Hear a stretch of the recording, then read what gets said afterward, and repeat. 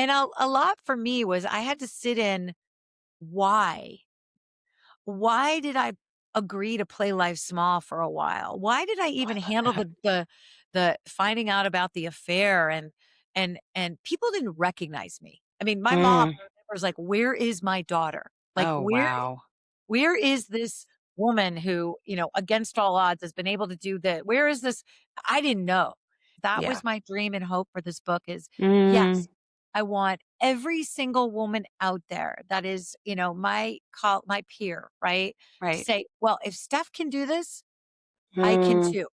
First, I want her to recognize if this happened to Steph, it can happen to anyone because if a financial expert can get in this situation, Yep. let's all give ourselves some slack here, right? We're Mm. just doing the best we can.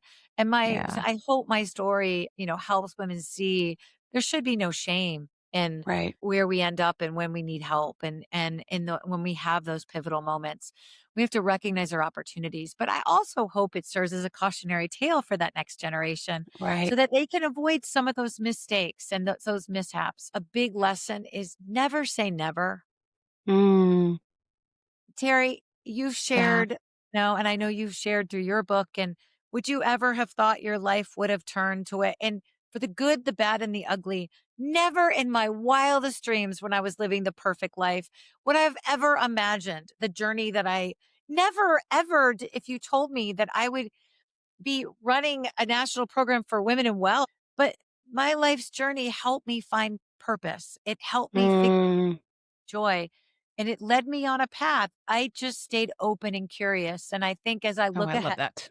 my next advice for everyone out there, as we're trying to live every chapter and forge new paths to thrive, always stay open, always stay curious. That is an excerpt from the interview that you are about to hear on this podcast with my friend, Steph Wagner. I think it's one of my favorite interviews I've actually ever done because it is warm, it's honest, and it deeply resonates with my audience.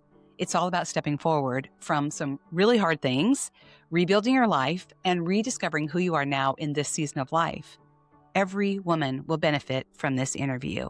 And I think it's a really powerful way to end 2025 and to empower you to not only step forward, but to fly into this new year. It will empower you, it will inspire you, and it definitely will equip you. Steph appeared to have it all: a beautiful family, a beautiful home, finances, all the things, until the day her perfect life ended. And Steph shares her journey in this episode. Today, Steph Wagner is a nationally recognized thought leader in women's wealth and financial empowerment. Her own journey from a private equity executive to a stay-at-home mom to a single mother facing her own financial uncertainty to a successful businesswoman is what fuels her mission to help other women take control of their wealth and to build lives that they love. Today, she serves as the National Director of Women and Wealth at Northern Trust, where she leads the firm's advisory practice for women and its Elevating Women platform, a national program focused on building financial literacy and helping women use their wealth to create meaningful impact in their families, their businesses, and their communities. She is also a frequent contributor in the Wall Street Journal, the New York Times, Entrepreneur, Barron's, Bloomberg, and more. She lives in Austin, Texas, and she is the proud mom of 3 grown sons. When she isn't working or writing, you can find her cycling, hiking, on a yoga mat, or chasing her beloved dogs. So grab your coffee. You're about to be greatly empowered. Let's step forward. Hello, Redlow women. Welcome back to the podcast. How are you today? I'm so grateful you're here. I'm your host, Terri Mullen, and I'm here to offer a little bit of inspiration in your day and to empower you and to help you reclaim your confidence, embrace your voice, define your path, lead with courage, and own who you are now in this season of life. So grab that warm cup of coffee and let's step forward together. Let's go. Well, hello, everyone. Welcome back to the Redlow Women podcast. I am so excited about my guest today. Steph Wagner is here. You are in for a treat. Before we dive in, I just want to say a huge thank you for being here because you've been so busy with your book, promoting your book, Fly, doing all the podcasts. So thank you. Well, thank you. It is an honor being here, and it's so amazing to see you once again after all these years. Yep. I'm very excited that we've been able to have this connection and just thank you for saying yes. One of the things I want to say before we dive in is that what a badass you are. You. I realized that when I was reading the book, I've shared that I could not put it down. I've got it earmarked and highlighted and all the things. I think you're just a powerful voice for women. So thank you. Thank you. And you're welcome. You're going to bless a lot of the women that are listening in here today. And I also just kind of want to give a quick backstory, how we met, because we met back in Austin, Texas when we lived there. Yep. And my husband knew your former husband, Richard. They were on the school board, and we were both stay-at-home moms back then. Yep. And I've got a lot of kids between us. yes, we did. And so our life has kind of twisted and turned since those days back in Austin. And I really had no idea until I read Fly, kind of what you had been through and kind of the timing of it all. And we were departing kind of as you were going through a lot of this. And I was going through my own things too, right? I was sharing before we hopped on here. I have my own driveway moment when I left Austin and when shit kind of hit the fan in our life. And I've had to find my way back and pay attention to finances and all the things. So, um, we're going to dive in here just a second. But one of the things I wanted to say to you that was really funny when the book arrived, which you already know, I was so excited. I had pre-ordered it. I was waiting to read it on the plane for Thanksgiving. And Scott grabbed the book and was reading it. And he kept coming in and going, "Damn it. Can you believe that Richard did blah, blah, blah?" And he was getting all mad. Because he had no idea either. And I was like, "Wait, stop. You can't tell me. I want to read this myself." And I'm trying to navigate him being mad at Richard and I'm getting mad at him and all the things. So it was hilarious. Um, I love that story, and it warms my heart that, that Scott enjoyed the book so much. It really did, yeah. you know, Terry, if it's okay if I say this, I got a wonderful note from him, through Mhm. LinkedIn, just thanking me for being so honest and vulnerable and how much he enjoyed it, and that just absolutely touched me. So, you had to wait to read it, but I'm glad he read it, and hopefully it, helped some of your conversations around money, which obviously transcends into all aspects of our lives and our relationships.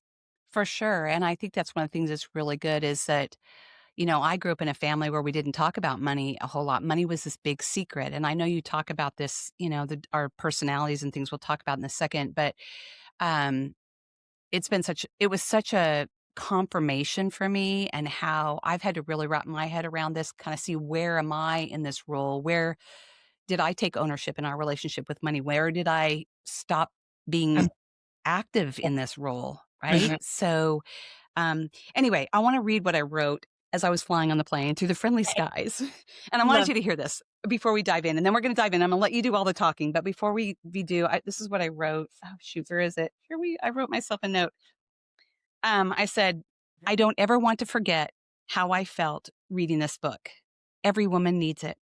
Having experienced my own hard things, surrendering my own financial understanding to my husband when I too had stayed home for many years. No regrets, but there was a time where I lived under a rock. And as my husband's success grew, so did his ego. And then shit hit the fan in our lives too, and we've had to rebuild. I wondered at that time where I had been. So thank you, Steph, for being a it. voice for women and leading them forward and helping Thank them fly. God thank you. bless." Ah. Thank you. I mean, it's the biggest gift you will could have ever given me. When you write, and I, wrote a book, but I've been writing for a long time, and articles and whatnot that are out in, the universe generally about women and money. But this book was unique. You touched me because it Mm. really, as I'm sure we'll unpack, was very raw in my personal story of what happened in my wake up call, but also rebuilding. And, I had this amazing, beautiful opportunity to interview Maria Shriver years and years and years later, which was the craziest circle moment because, she had gone through such crap herself. Um, and when I shared with her, and I'm sharing, this is in my conclusion of the book, but I'm sharing it with you, because I don't feel right saying what I'm about to say without crediting her because it's from her. When I thanked her for the impact that she had on me, she Mhm. looked at me and said, when you write and you throw your work out into the world, you never know how it lands. Right? Is it helping Mm. anyone? Are they judging you? Am I falling short? Am I missing the mark? And in the moment when I had talked to Maria and before the interview and shared with her this profound impact she had on me and my healing and my rebuild and all of that. And she just said, "Thank you." And I'm looking at you because it's that same thing. You just don't Mm. know, right? You throw it out and you hope and pray. And so your words are such a gift because that Mm. was the intent of this whole journey and book is I have to use it to help somebody in a positive way. Yeah. I have to use it whether it's someone, my peer that was rebuilding or has gone through her own, you know, I hate the word reinvention, but her own journey, right, of Right. recreation. Or it's maybe a young girl, and my story is a cautionary tale of, and hopefully they learn of what not to do even before they have the chance to make some of those same mistakes. So thank you for those beautiful words because they mean more to me than you will ever know.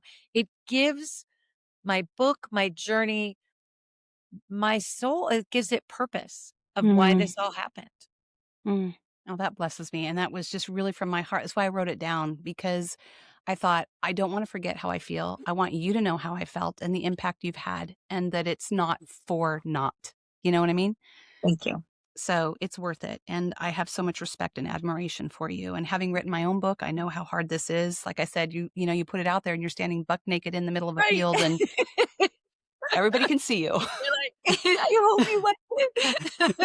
Exactly. Exactly. So why don't you dive in, go where you want with this because in the story, in your book, you start out right away, sharing, about your last day of your perfect life. Mhm. So I wanna let you kinda give voice to this, say Sure. kinda what you wanna say about it. Yeah, I'll let you just kinda share what you love Yeah. because I love what you say in that story where you say, "What the hell am I going to do with the rest of my life?" You Yeah. know?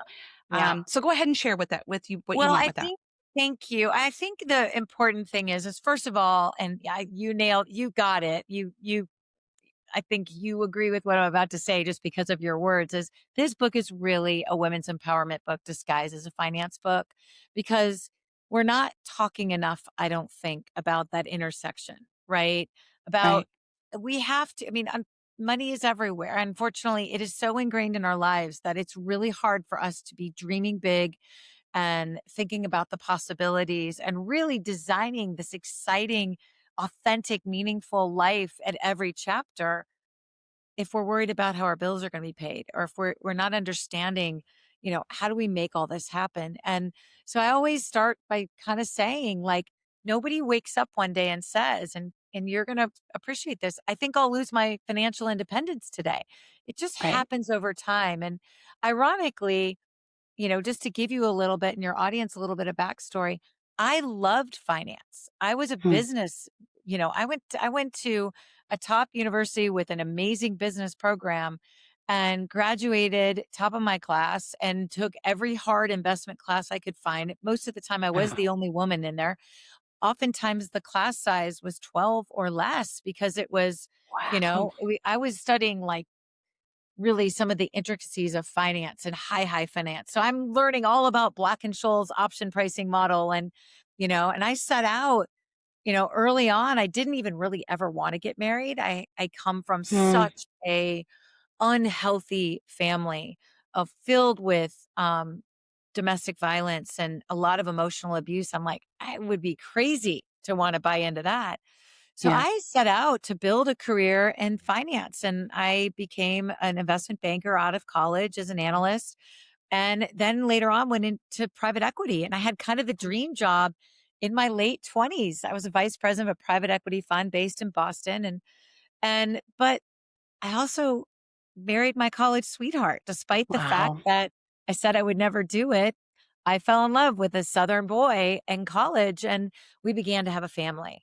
Mm. And I remember the day I talk about it in the book because it was such a pivotal moment where I think so many women can relate. Where, my boss was like, I was pregnant. I was Yeah. 6 months pregnant. I had a 2-year-old at home. I was asked to get on a Cessna to go look at a deal in rural Alabama. Private equity is tough today for women. Imagine it Yep. in the late 90s. And something had to give. Like first of all, I didn't even like to fly commercial, let alone getting on a four-seater Cessna. I Yeah. thought for sure, like, this is not going to end well. And meanwhile, my husband at the time was traveling 150 plus nights. Something had to give. And Mm, never once did I think it was not my responsibility to fix this problem. I think so many of us, especially back then, really struggle. And I'm today too with our careers, our self, our identity, right. and the rest of our lives. Right. And I quit. I left Mm, my career, but losing my earning power was only the beginning. The real, the real defining moment that contributed to me losing my financial independence was we started to divide and conquer. I yeah. Even though I love this stuff, I let him deal with everything. I was busy chasing at the then eventually 3 little boys. While he was traveling, I was holding up just everything together. The last thing I wanted to do was pay bills. The last thing I Right. wanted to do was talk about our retirement and our investments. I can't, ugh. And so I Right. said, "You deal with it." Well, all that worked until it didn't. And Mm, the real aha moment when that perfect life that we built, which by outside, looking in, we were so young, but yet had the dream house, had the 3 yep. perfect little boys living in the perfect, and in it with the picket fence and the 2 dogs, it just looked like everyone's dream. Right. Well, he was having an affair, living a double life for about 2.5 years. I had no clue. And it wasn't until it came out and he basically was leaving, I said, "Oh my God, what have I done?" Yeah. And it was that aha moment of, I don't know how I'm gonna support these little kids, but more importantly, I don't even know what we have. Like, I don't Mm, even know what this is gonna look like for me. And that those phrases, the phrase that you mentioned was when I had to say, I've also have no identity of anything but a mom and a wife, and what in the heck am I gonna do with the right. rest of my life? Not just to Right. earn, but also to have purpose, Terry, and Yeah. really find joy. Like, I knew I couldn't go back and just punch a clock. Right. I was already so depressed. I was at an all-time low emotionally, and I had to figure out how I was gonna get happy again and find Yeah. joy and love myself at a time where I was so broken. Yeah. I think what's really cool, I love when you use the word, chief mommy officers, right? I thought that was so Yeah. good because 'cause I'm Yeah, like, I mean, who who'd have doesn't cared relate? about my background, right? I mean, Yeah. I have this impressive career, but honestly, right, there was phone, FedEx, and fax when I worked. I'd been out of the Wow. workforce for 14 years. I had done a lot of stuff. I'm someone who can't sit still, but they were Yeah. more like hobbies.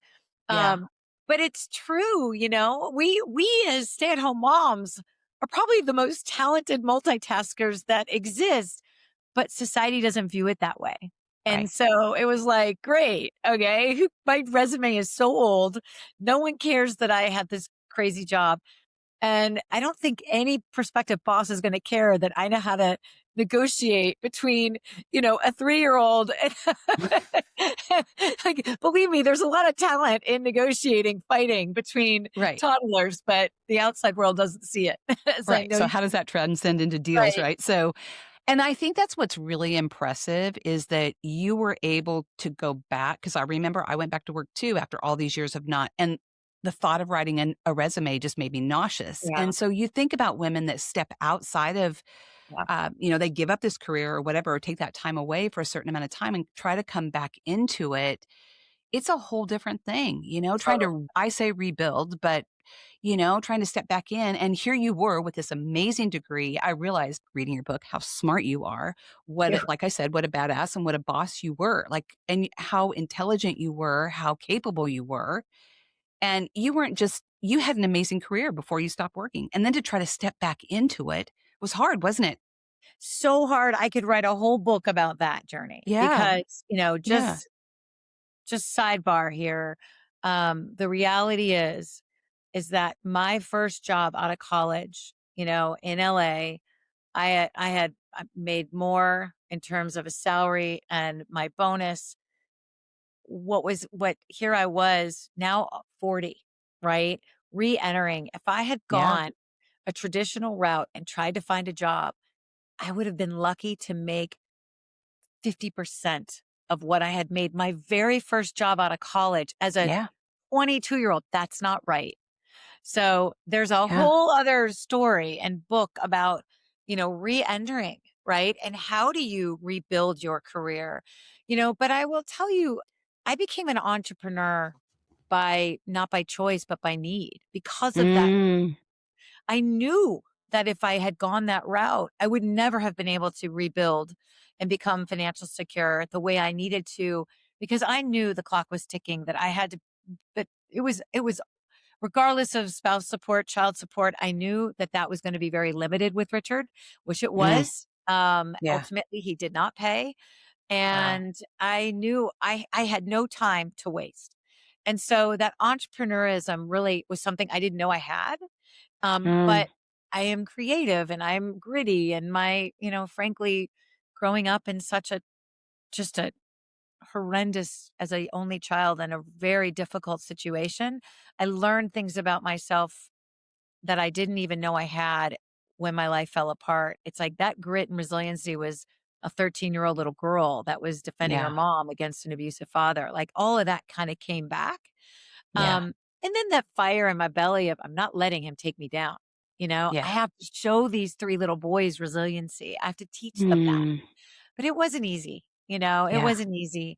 I think and I try to lay it out in the book, you set visions for yourself, you set goals, Yeah. you throw them out to the world to help other people hold you accountable, and suddenly one baby step after a time, Yeah. suddenly you begin to build confidence that confidence then continues to grow, and suddenly, you're doing things that you didn't think you ever could.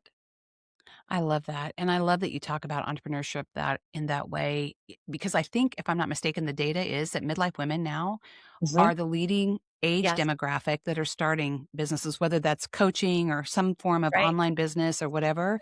So I love that you touched on that because, that's the background I grew up in as an entrepreneur, and so I love anytime anybody thinks it's too late, no matter what you've been through, it's never too late.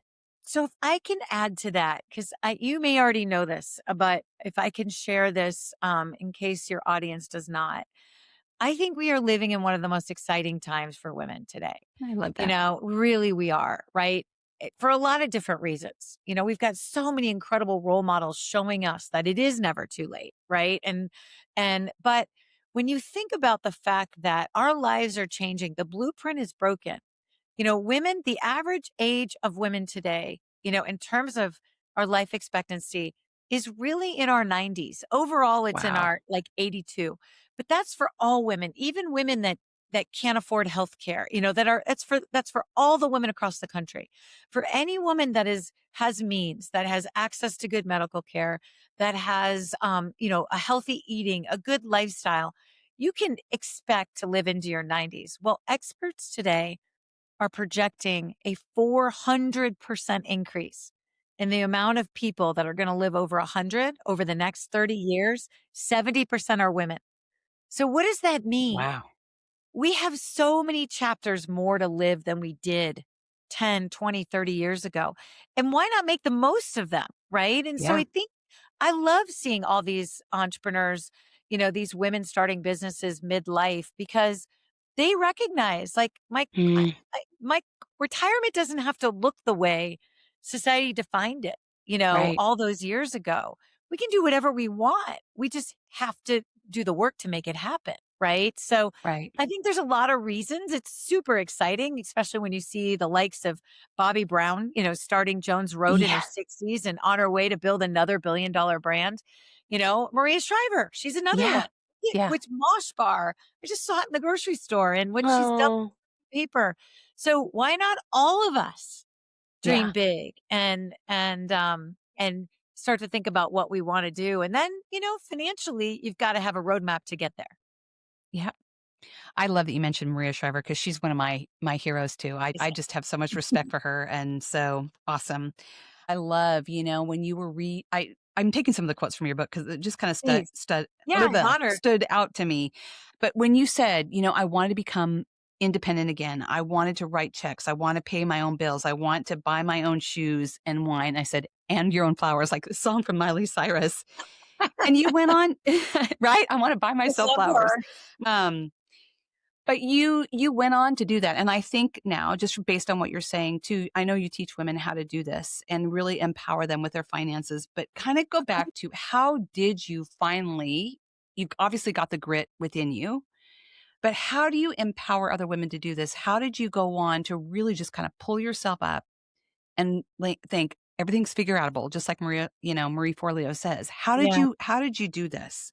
Well, I first of all, you have to take the time when you go through something that is a pivotal moment where it's like everything underneath you has been completely disrupted, which obviously, so many of us have been through, right? My Right. catalyst, divorce, but there's so many other things out there that just rock our worlds. You have to take the time. I certainly did to sit in it for a while. I call it sitting Mm, in the muck. mm, It's this yucky, icky place that feels incredibly, I want to get out of this yucky place as fast as I can. But if you get out of it too fast, you don't use the opportunity to grow inside. mm, And I think that's really, really important is that discomfort that you're feeling, those muscles you haven't used, all of that is actually good. mm, It's all growth. And mm. everyone goes through it differently. But my biggest thing was I had to sit in this for a while and I use it as an opportunity. I remember looking in the mirror going, I don't really like what I see.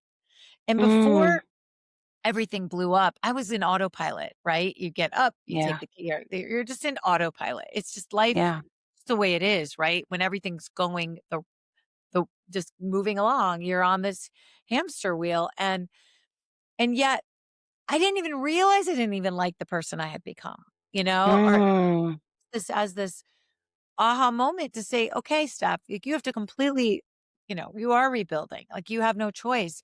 But use this opportunity. Do you actually like what you see? And be honest with yourself. And yeah, how do you do the work to get to where you want to go, both emotionally as a human being, but also where did I want to take my life? What did mm, I want to take our lives with the three boys? And so doing that work though is really uncomfortable. And I think your first and foremost thing to say is you got to be willing to do the work. Like, yeah, and it will pay off dividends all mm, throughout your life. You're not just doing the work for a moment. You're doing the work for your entire life, right? From this mm, on. And a lot for me was I had to sit in, why? Why did mm. I abdicate? Why did I agree to play life small for a while? Why did I Oh, I even love handle that. the finding out about the affair and people didn't recognize me. I mean, my mom Mm. was like, "Where is my daughter? Like, Oh, wow.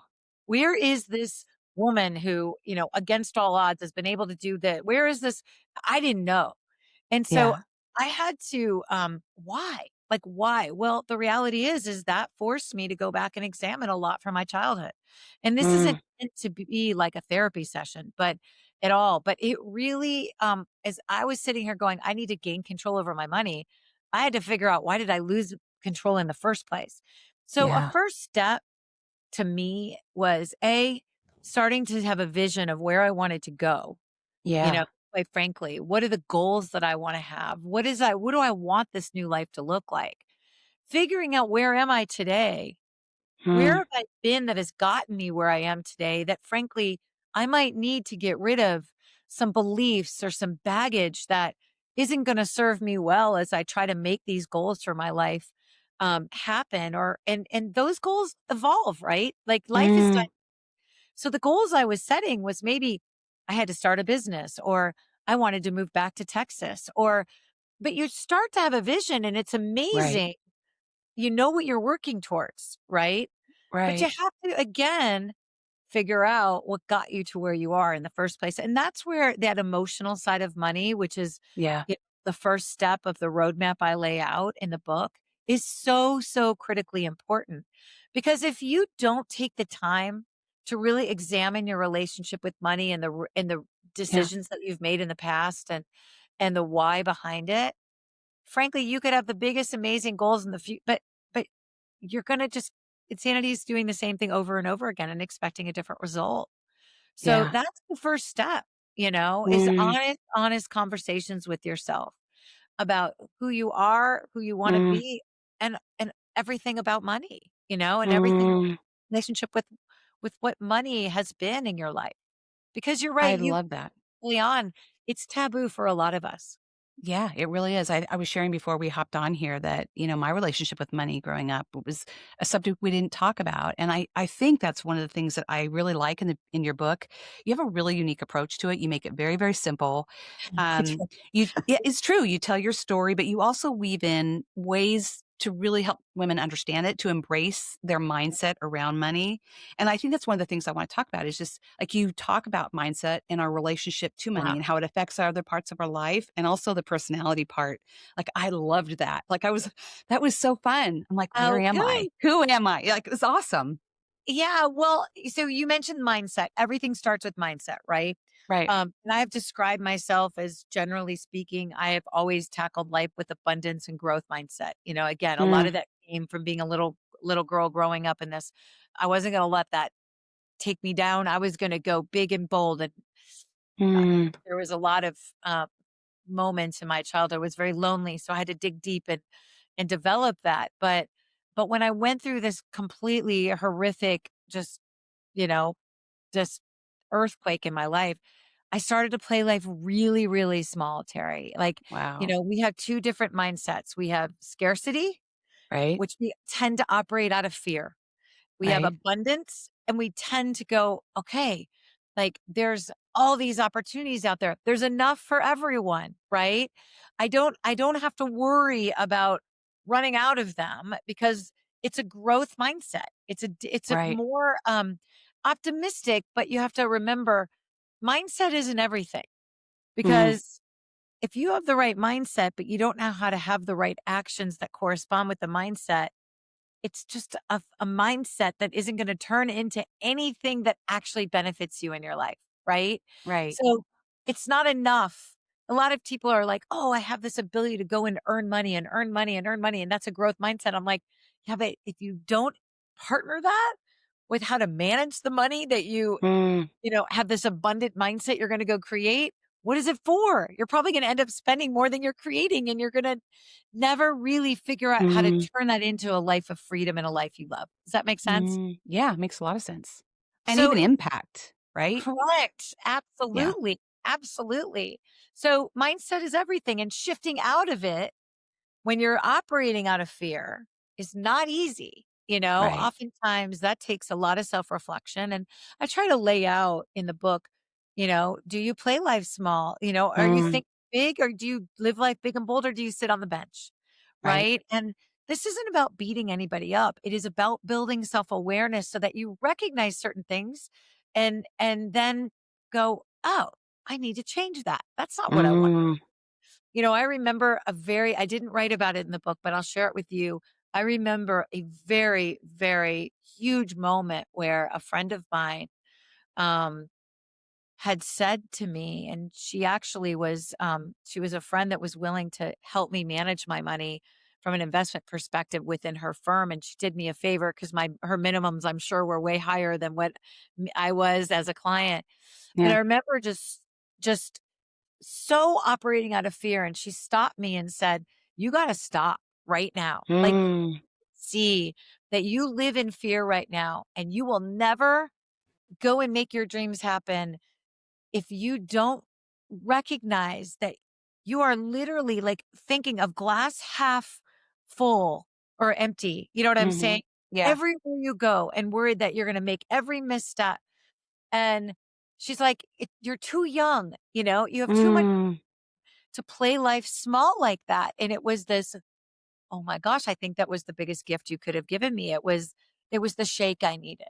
We all have wow, our shakes come in different ways, right? right, Um, but mindset is so, so important. And then it unleashes that and money messages that you've received as a child, right? Most right, often, those create things inside of your head that makes you view money certain ways.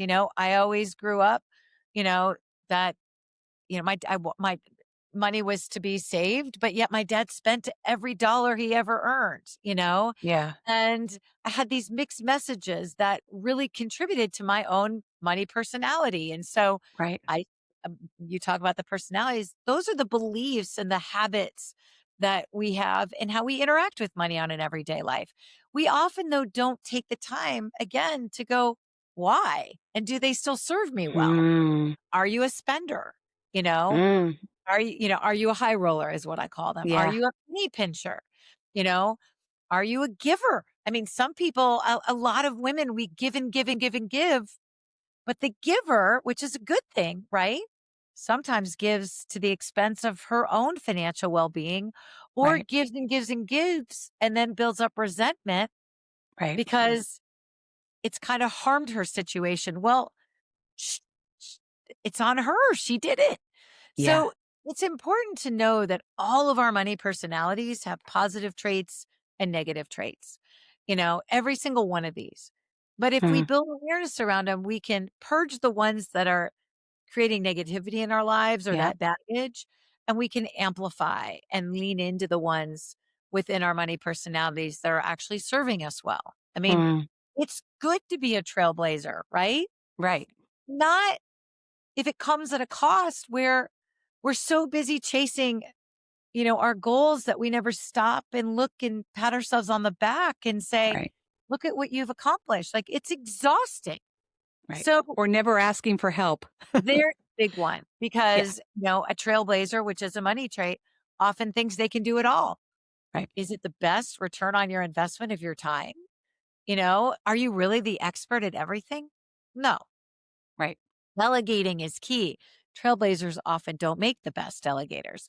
So, as I said, all of them have positive and negative. It's about recognizing where you need to make shifts so that Mm. all of these traits actually keep moving you forward.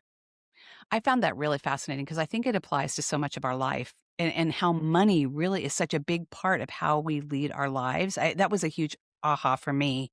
And one of the things I wanted to know, like when you're describing these personalities, because that was a really fun chapter for me to Thank read you. and see myself in there. And can it change over time? Do you want it to Absolutely. change, or do you can you be more than one? Yeah, absolutely. So, couple three rules that I throw Okay. out. First of all, and I hate the word rules. I'm all about tools. So, a couple Okay. three qualifiers. I'll say that. Okay. Number one, absolutely. It is a dynamic thing, meaning it changes over time. It changes by our circumstances. For Mm, example, you may have just had to write a big check to the IRS, right? right. Well, I can almost guarantee you the next day you might show some penny pincher traits, right? Or 6 months from now, you may not. Right. So Right. it is very ever changing depending on your circumstance, 100%.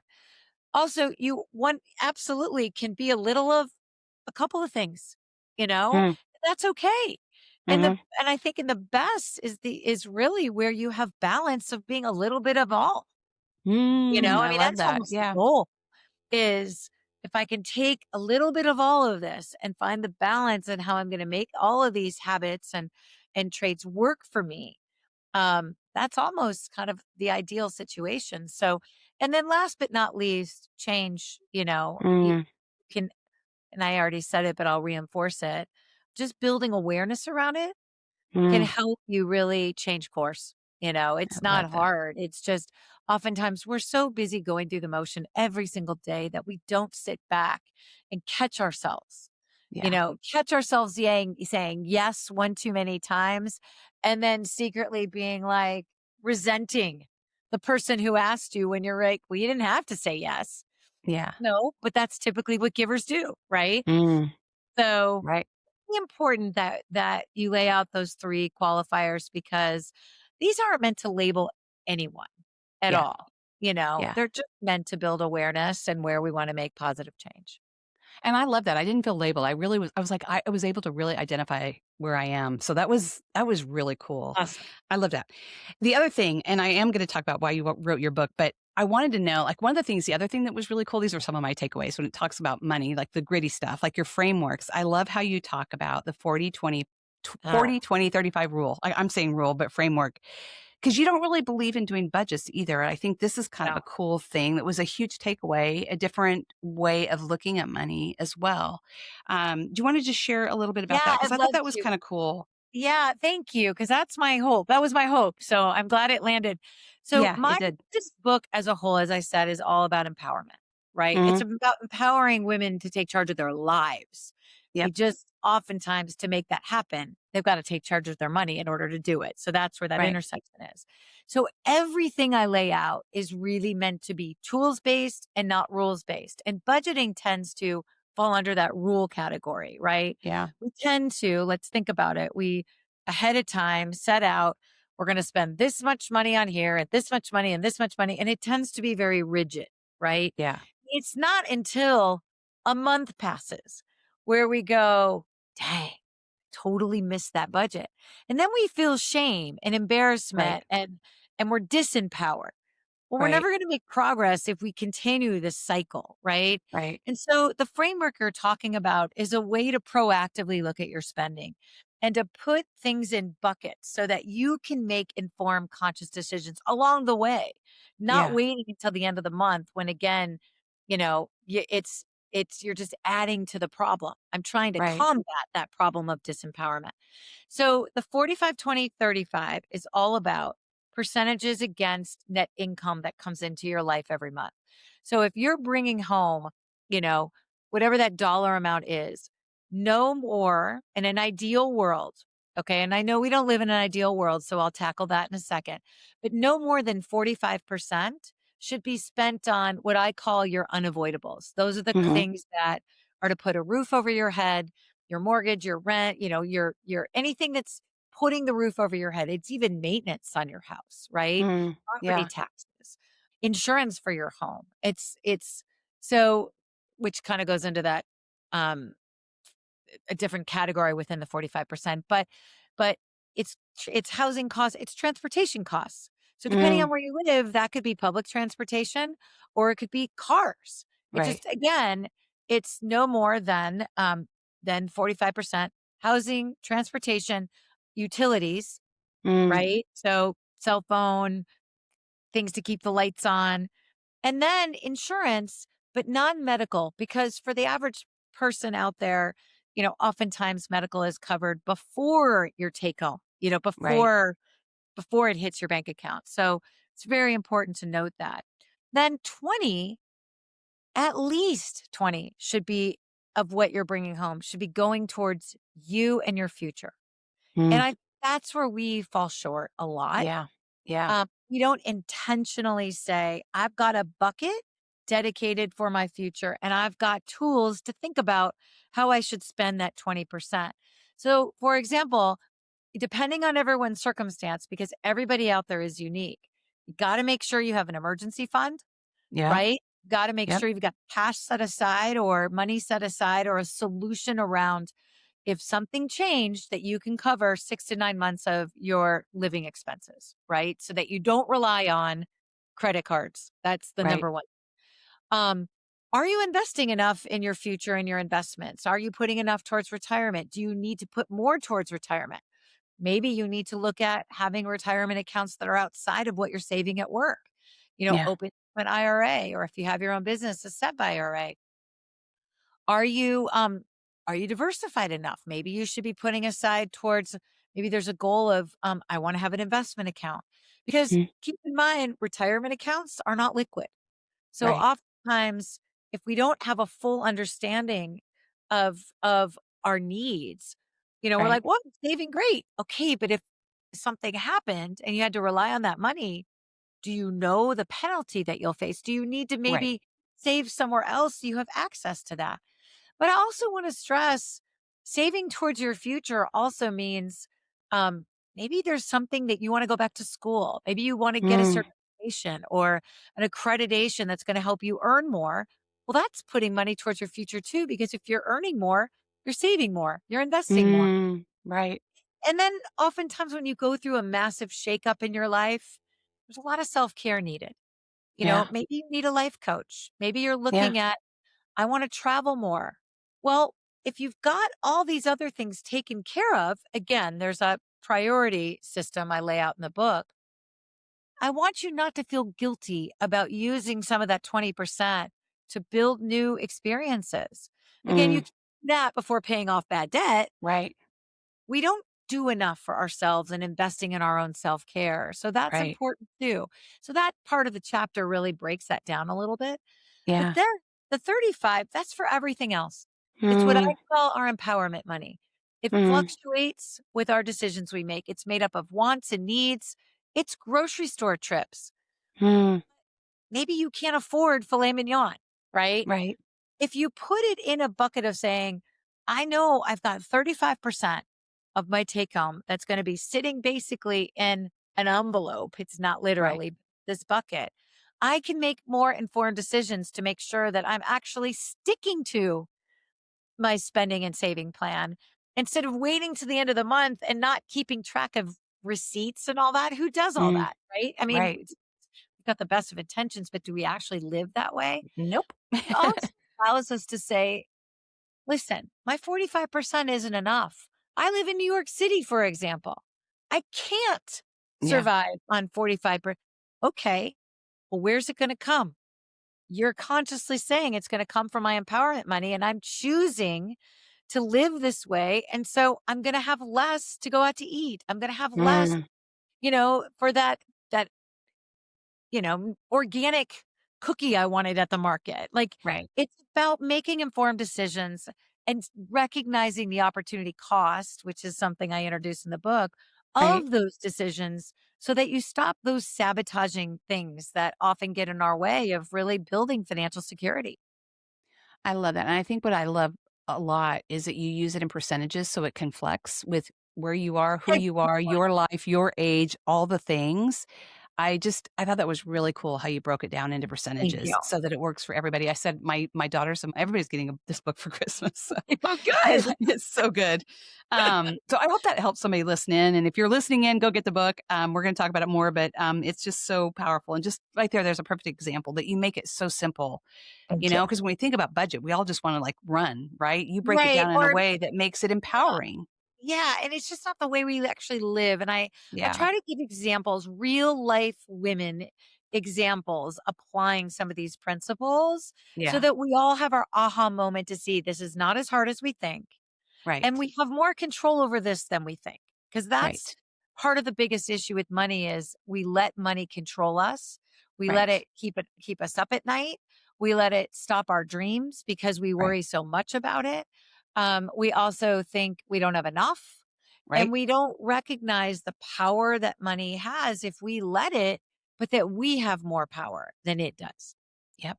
And I think we need to become more educated about it and not be afraid to have Totally. these conversations. And I think Scott and I've talked a lot about this too, like having worked for a high profile family, you know, these are discussions people have. They talk about money and that's so important to have these conversations within your family. So I just appreciate, and you're doing that. You're bringing this to light to bring this, like, it's not a terrible taboo conversation to have. We have to have these conversations, Well, and thank right? you.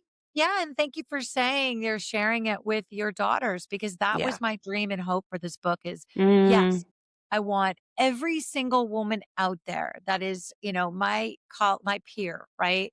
To right. say, well, if Steph can do this, I can Mm, too. First, I want her to recognize if this happened to Steph, it can happen to anyone because if a financial expert can get in this situation, yep. let's all give ourselves some slack here, right? We're Mm, just doing the best we can. And yeah. I hope my story allows women, helps women see there should be no shame Right. in where we end up and when we need help and when we have those pivotal moments. We have to recognize our opportunities. But I also hope it serves as a cautionary tale for that next generation Right. so that they can avoid some of those mistakes and those mishaps. So love that you are sharing it across Oh, yeah. generations because I do think doing that is going to help the Mm, generations come together and have more productive conversations around mm, money. You with your daughter or with their friends or even with their right. partners or future partners. It's Right. important. Yeah, and negotiating their salaries and all the Absolutely. things. It's all the things. It's all encompassing. So it's good. So thank you.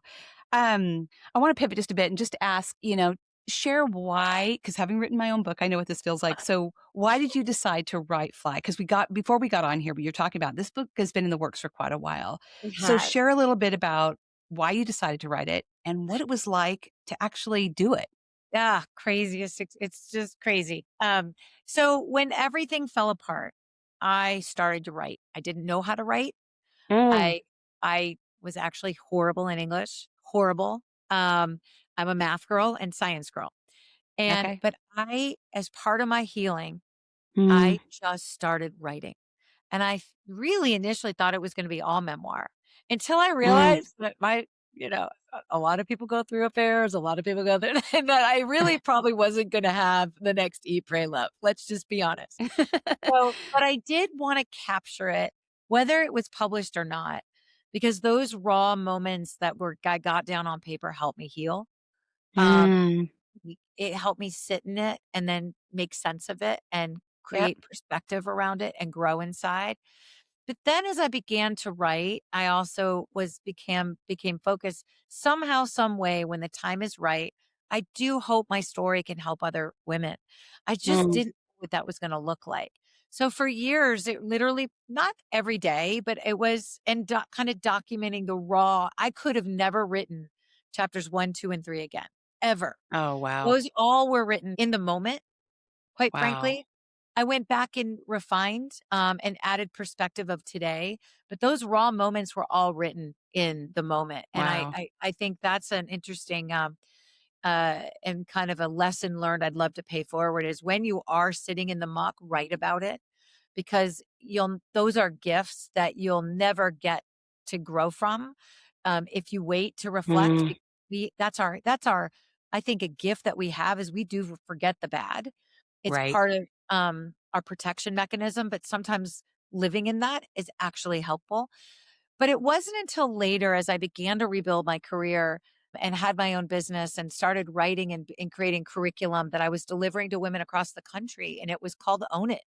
And it was all Wow. about these steps of rebuilding. I mean, Wow. I had this curriculum and I kind of started to see the impact it was having. And then one day I'm like, wait a minute. If I combine my story of my wake up call of when I needed this, and I combine it with the curriculum of how I rebuilt my life, because my curriculum was based on what I did. I'm like, I might be onto something. So it Yeah. really wasn't until 2020 where I said, I think I just figured out what this book is going to be about Mm. to construct this book. And it is unique because most Yeah. personal finance books don't have memoir. But I really thought that if I'm going to reach women and I'm going to reach women, Terry, like you and like where I was, it's got Right. to be in a way that isn't a boring finance book because who wants to read a boring finance book? Right. And so I thought maybe I'm onto something. And I'm by the feedback you've given and whatnot, I cross my fingers. I've created something. It is very unique, but It hopefully is. it lands to help a lot of people. It does, and I think it really touches on because I think money is emotional, right? It's we're 100%. all connected to it in a different way, and you do it in a way that really makes it digestible and understandable. Because in your world, and you have your own language, like we all do, whatever careers paths we have, and our own business, we all have our own language, and you break it down in a way that, like, oh, I get that word, I understand that, it makes sense to me. So, And really, we're really well done. smart, right? We are. Yeah. And there should be no shame in not understanding the jargon that the financial industry throws on us. Right. But how do we let go of that shame if we don't have enough information to know that it's their problem, not ours, right? Right. And it's not our fault that we didn't learn this. Like it's Right. our shame is not knowing. Shame is comes in when we Hmm. take the steps to better Hmm. ourselves and to gain the knowledge. So we can't be embarrassed about what we don't know, I love right? that. We have to push back and ask questions. And if we don't do that, then that's on us. Mm, I love that. I wanna just ask you a question because I don't know the answer to this. Do you teach at what level do you teach women? Do you have a side business where you do this, where you teach So I did. women? Yeah, I'll tell you. Okay, Yeah, so I did. So okay. when I rebuilt my career, I again wasn't quite sure what this was going to look like, but I created 3 businesses. One Wow. was a divorce consulting practice. I worked with, women that had very complex divorces that were very, very overwhelmed by this. And I used my story, in many ways so they understood. I understand where you've been, but my financial expertise to really be their advocate and to help Wow. them throughout the whole divorce process. And then to help them rebuild their life. And I was just a consultant. And so I would work very closely with their family law attorneys. In many cases, we would hire the family law attorneys together because we would build their teams. I was like an advocate for them. Well, I started to recognize that this issue that we have with a lack of financial literacy in this country isn't just for the non financial spouse that was going through divorce, that Right. all women, not enough of us, even if we are successful in our careers, have built Yep. businesses, are, corporate executives, we just didn't learn enough about this. And I created a business called Women Wealthy Wise, which was all about financial literacy. We did events, we did, to build awareness around this, but also to deliver insights in the curriculum to help women learn. And Mm, that almost shifted because I was working directly with women, but amazingly, financial institutions were coming to me saying, help us be better. Help us wow. deliver financial, we want to create a women's program. Help us do that. And so my business really shifted in helping these financial institutions really because they wanted to. Their heart was in the right place. They just didn't know how. Right. And thankfully, and I'm so fortunate, my career led me to an amazing firm called Northern Trust. We're a global Yep. institution. And kudos and shout out to Northern, who recognized what was happening with women and our clients our female clients wanting to be empowered by this. And I think I'm one of the only national directors of women in wealth out there in the financial Wow. services industry. But I've been at Northern now 6 years. And so while this book is my passion project, Northern was beautiful enough and kind enough to let me do this on my own. But my day job, which very much intertwines with this book, is I run the national, our national advisory practice for women, and also our Uh, financial literacy platform called Elevating Women. And I have an amazing, community within Northern that we're all working together to build this. But so I know today, my firm does this and all the partners across the country do this because they too share in this passion, but I'm not personally out. I do a lot of speaking. I help our markets throughout the country and I speak a lot around the country, but now I don't have my own business anymore. oh, I'm that's proud. awesome. You kind of did you build this platform then essentially and created this Did. Yeah, space within Northern? within Yeah, Northern and kind of led it. But again, it's a group effort and a team effort, that's especially when awesome. your goal is to scale this. If we're going to go and connect with women all across the country and help as many women as possible, it takes all of us. And I when I came to Northern, I recognized they were doing this work already. They just wanted to harness it under, and have it really do it in a more formal way. So It's very blessed. awesome. Yeah, no, it's amazing. I love it, and I love it that you're out speaking and just such an advocate. I have just a couple more questions I wanted to ask. Sure. So, because you kind of, obviously, I was going to say, where are you now emotionally and financially? Obviously, in a really great place. If you want to touch on that at all in any way, just offering hope of what you've done to get where you are now, and what dream have you achieved, or are you living your dream at this moment? Is You it know hard? what? And I'm living my dream at different stages, at different levels. Like, right? Mm, I've been living my dream, quite frankly, a few years out of this mess when I set an intention of trying to do something good with it, trying to mm, go out and use all of this to pay it forward and build awareness on the importance of women's financial literacy, but also to be part of the solution and try to mm, really help women. And that started, as I described, in a journey, in a career journey. This book was a huge goal. So getting mm, this out was really, a dream that is a bit surreal. I laugh and always talk about mm. how it's like I was pregnant with a baby for 12 years. Yeah, So when it launched on November 11th, it was a little yeah, like, oh my gosh, it was scary as I'm like driving the baby home from the hospital, right? It's like throwing it out and suddenly it's in the world and it's, oh my gosh. But I think a couple things that I think are so important as I look back is number one, Our darkest, most dreaded times are so often the biggest gifts. I was asked, what was the cost of all this to you once in an Yeah. interview? Um, and and and and I'm like, costs, I don't see it that way. I truly Mm, see it as the biggest gift. And now I have such mm, gratitude. Yeah, there was a lot of pain, and I'll always be sad for the pain that it inflicted on my sons, yeah. because my sons didn't ask for this, right? I mean, Right. nobody, they were born into this, but I have such gratitude, and guess in many ways I'm grateful for their own experiences because it gave them grit and tenacity and Yeah. resiliency because they were on this journey with me. Right. Uh, but I do think changing that and recognizing that those things that our biggest challenges are also our biggest opportunities. It's how we Agreed. approach, Agreed. and that requires a shift in our thinking, and it Mm, requires sitting in that yucky places, embracing imposter syndrome as we're embarking on mm. chapters of the journey. Because if you're not just a little scared at every step of the way, you're not dreaming big enough. Yep. And 100%. that is something that, as you say, I do keep dreaming. Yeah. And how I know I'm dreaming is I'm getting kind of uncomfortable. I'm going to push myself beyond those limitations I've continued to push, but Mm, never really there. I mean, mm. you think about it, we're never there because life changes. You're I right. also want to throw out, if I can, Yeah. um, a big lesson is never say never.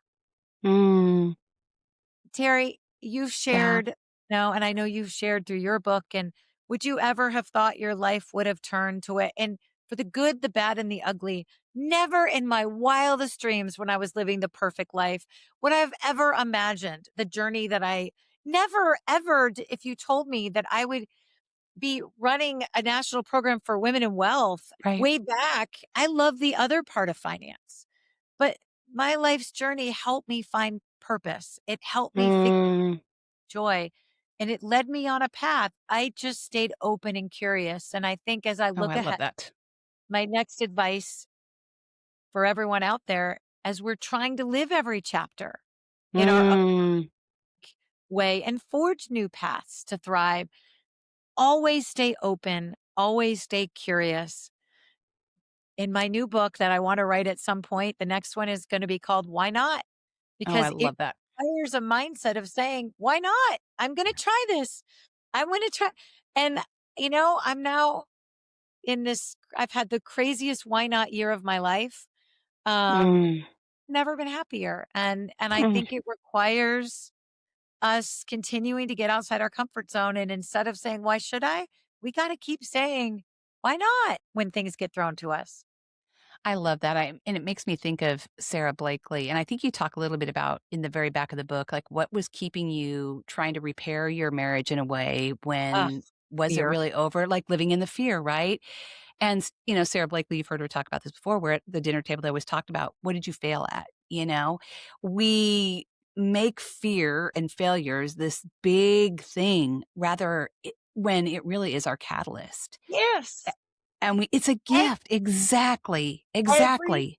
single successful person, regardless of how you define success, whether Right. it's financial, emotional, like I'm not at all attaching it to financial success, but I don't know one that would say that they hadn't failed, that they Right. hadn't gone through challenges, that those weren't the best things that ever happened to them. But when you're in the middle of it, it's so hard. And Yeah. obviously, when you lose a child, when you lose a loved one, Right. Yeah. that's just uh, obviously that's not what we're talking about, Right. but it's the power of the pivot, it's the Oh, power I love that.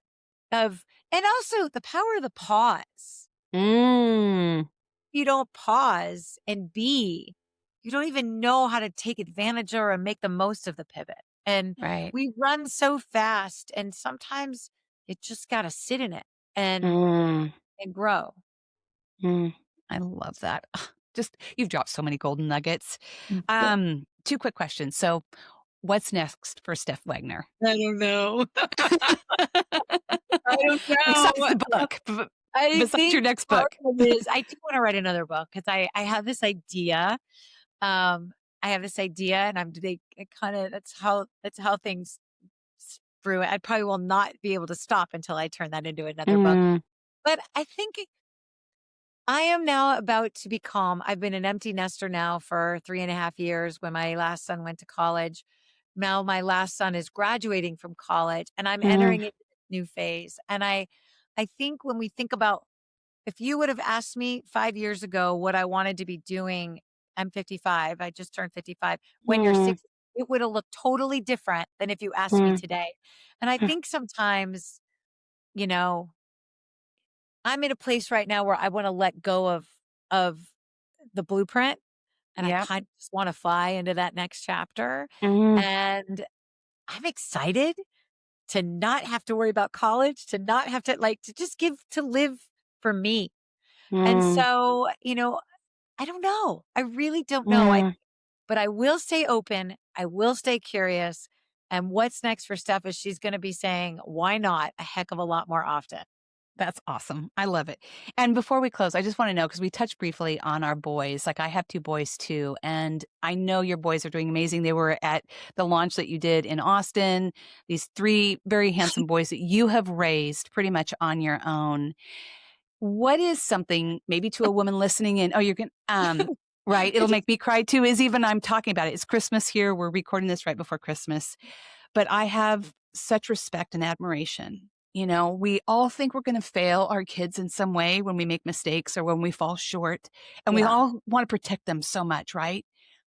And yet, in order for them to be men, to lead and love the way you want them to, they have to see what you've been through and learn what not to do, right? Yeah. And So, yeah, go ahead. no, no, no. So I just kind of wanted to know like where what is the takeaway, with not being afraid to just be real, to fail? And what have you taught them about money, the conversations you think, and how to lead their life as men, to be open, to be honest, to be vulnerable, all the things? Oh, well, thank you, first of all. And I thank them too, because Mm, they allowed me to share this story, as did mm, my mom. So mm, yes, it is a very raw and vulnerable approach to writing, but I also am respect it's their story too. And before I, got an agent and, I sat them down and said, "Are you okay with this?" And they're like, 100%. I said, "Do you want me to change your name?" And they're like, "Absolutely not." I was like, "All oh, right." Um, but I think the truth is first of all, I grew up in a family. We were a German family. You don't talk about anything, right? right, And that did not serve me well, clearly. And I think your point of looking at them and they saw all of the but we also talked openly about the journey. And your point about we try to hide from them, it's the worst thing we can do. right, You know, we are giving them a gift to show them w- within boundaries. Obviously, I they saw me cry, they saw me on the floor. They also saw me get up. They yeah, also heard me say, you know, this is my fault. Like I own this. This is not your burden to own. But you know what I'm trying to say? Like I brought yeah, them on the journey and we had open conversations every step of the way. And I think that's really, really important. But Terry, one of the most important things as we're raising these young men is if we want to change what's going on in this country and the yep, imbalance of power around money in terms of gender and the opting out that women do. And I take full responsibility for yep, me opting out. This was not something that my ex-husband me too. grew on. I did it. I've tried to teach my boys for them to begin to recognize moments where their significant others are potentially opting out of conversations or um and recognize don't rob them of these learning opportunities. I'll give you an Mm, example of, my oldest has I love both my son's girlfriends, but I love Dylan's, probably closer to getting engaged and talking about it. And they lived together and he was coming down to visit. Um, and I thought he was coming a weekend before or something. And I said, "Are you coming down this weekend?" And he's like, "No. Um, Abby would like to buy a car. She wants me to go with her and she's going to buy a car." And I stopped him and I said, and both, Dylan's a finance major, went to Cox Business School. mm, go and you pick out the color with her, you touch the leather, but don't you dare for anything take over the conversation when it comes to the negotiations. When the finance Mhm. guy walks in there, don't take the lead. I know you love her. I know you want to help her. I know she wants your help, but don't rob her of this learning opportunity. And I Wow. think we have to talk to our boys like that Mm, because it's in their nature to be out there and the hunter, the gatherer, the provider, but don't do it at the risk of someone else's financial independence. And also, don't be afraid to ask for help with your partner too, because and mm, chapter 10 breaks this down is, we cannot give or take away our financial independence at the expense of someone else. We have to see so this as a true. and it takes building awareness around it and it takes conversations. And, he would have Mm, intentionally robbed her of that. right. Took me talking about it for him to recognize that I need to give this to her. I need to give that gift and I need to take a step back. So I hope that answers your question. I think it's all centered around conversation at the end of the day. It's beautiful. And as you're talking, I'm like, that's just, what a wonderful thing. And I hope all the moms listening in and women, wherever you are in your journey, because it's such a powerful thing and it triggers something in my memory. Because I remember I made a great living before Scott and I got married. And I remember going and buying myself a brand new 300ZX. I was so proud of myself. I negotiated the whole thing. It was a hot mess, but I was so proud of You did myself it. for You doing did it. it.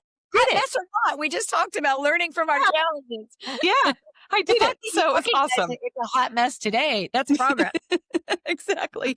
So thank you. Just thank you for this wonderful conversation. Please give your mom a big hug from Scott and I Yeah. too. Just send her our love all the way Thank from you. here. I just thank you for showing up and for being here on this Christmas holiday week. I wish you a very, very Merry Christmas. And I want to say what is at the end of your book that your former partner said. Fly, Steph, fly. Thank you. Thank you for being here, for Like blessing me. it's about lifting each other up.